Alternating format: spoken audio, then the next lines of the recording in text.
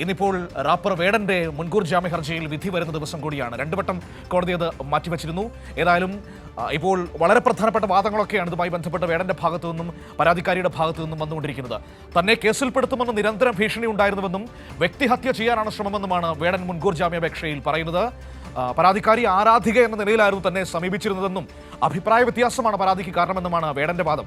എന്നാൽ വേടൻ തന്നെ ലൈംഗികമായും സാമ്പത്തികമായും ചൂഷണം ചെയ്തുവെന്നും ജാമ്യം അനുവദിക്കരുത് എന്നുമാണ് പരാതിക്കാരി പറയുന്നത്.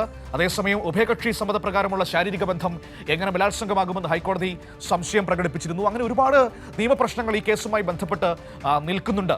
ഒരു ബന്ധത്തിൽ വിള്ളൽ വരുമ്പോൾ പരസ്പരം ഇഷ്ടത്തോടെ ചെയ്തൊരു കാര്യം പിന്നീട് എങ്ങനെ കുറ്റകരമാകുന്നു എന്ന വളരെ പ്രധാനപ്പെട്ട ചോദ്യം കോടതി മുന്നോട്ട് വച്ചിട്ടുണ്ട്. അത് ഇതുപോലുള്ള ഒരുപാട് കേസുകളിൽ കോടതികൾ ഉന്നയിക്കുകയും ചെയ്ത ഒരു വിഷയം കൂടിയാണ്. ഏതായാലും നോക്കാം എന്താണ് സംഭവിച്ചിരിക്കുന്നതെന്ന്. ഇപ്പോൾ തിയോഫിൻ കൊച്ചിയിൽ നിന്ന് എന്നോടൊപ്പം ചേരുകയാണ്. ഈ കേസിന്റെ നടപടികൾ നാൾവഴികളൊക്കെ എങ്ങനെയായിരുന്നു എന്ന് പരിശോധിക്കാം. Theophin, good morning. ഏതായാലും മുൻകൂർ ജാമ്യ ഹർജിയിൽ ഇന്ന് വിധി പറയും. ഇതിൽ തന്നെ മനഃപൂർവ്വം വേട്ടയാടുന്നു എന്ന വളരെ ഗൗരവതരമായ ഒരു ആരോപണം വേടൻ മുന്നോട്ട് വെച്ചിട്ടുണ്ട് മുൻകൂർ ജാമ്യ ഹർജിയിൽ. അത് പ്രസക്തമാണ് വേടനെ സംബന്ധിച്ച്. മറുഭാഗത്ത് ഈ പരാതിക്കാരിയോട് കോടതി ചോദിച്ചൊരു കാര്യമുണ്ട്. ഉഭയസമ്മതപ്രകാരം ഒരു ബന്ധമുണ്ടായിട്ട് പിന്നീട് തെറ്റിപ്പിരിയുമ്പോൾ അല്ലെങ്കിൽ ഒരു പ്രശ്നം വരുമ്പോൾ അതെങ്ങനെ ബലാത്സംഗമായി മാറും, അതെങ്ങനെ കുറ്റകരമായി മാറും എന്ന വളരെ ഗൗരവതരമായ പ്രശ്നം കോടതി മുന്നോട്ട് വയ്ക്കുകയും ചെയ്തിട്ടുണ്ട്.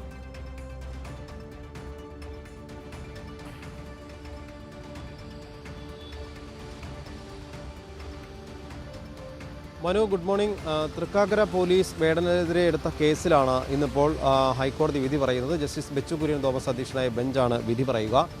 ഈ കേസ് ഒരു യുവ ഡോക്ടർ നൽകിയ പരാതിയിലാണ്. തന്നെ വിവാഹ വാഗ്ദാനം നൽകി പീഡിപ്പിച്ചു എന്ന്, അതോടൊപ്പം തന്നെ സാമ്പത്തികമായും ചൂഷണം ചെയ്തു എന്ന പരാതി. ഈ പരാതിയുടെ അടിസ്ഥാനത്തിലാണ് ഈ കേസുള്ളത്. അതിനെ തുടർന്നാണ് മുൻകൂർ ജാമ്യാപേക്ഷയുമായി വേടൻ ഹൈക്കോടതിയെ സമീപിച്ചത്. ഈ മുൻകൂർ ജാമ്യാപേക്ഷയിലാണ് ഇന്നിപ്പോൾ കോടതി വിധി പറയുക.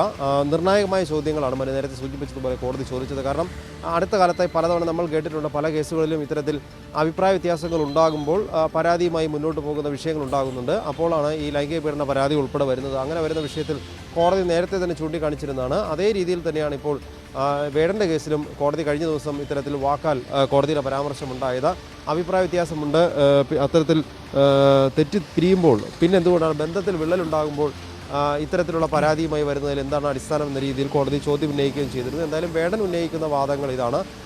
തങ്ങൾ തമ്മിൽ ഒരു ആരാധികൻ എന്ന നിലയിലാണ് ഈ പെൺകുട്ടി തന്നെ സമീപിച്ചത്. പിന്നീട് തങ്ങൾ തമ്മിൽ ഏറെക്കാലം സൗഹൃദമുണ്ടായിരുന്നു. അഭിപ്രായ വ്യത്യാസങ്ങൾ ഉണ്ടായതിനു ശേഷമാണ് പിന്നീട് ഇത്തരത്തിലൊരു പരാതിയുമായി പോകുന്നത്. വിവാഹ വാഗ്ദാനം താൻ നൽകിയിട്ടില്ല എന്നും വേടൻ പറയുന്നുണ്ട്.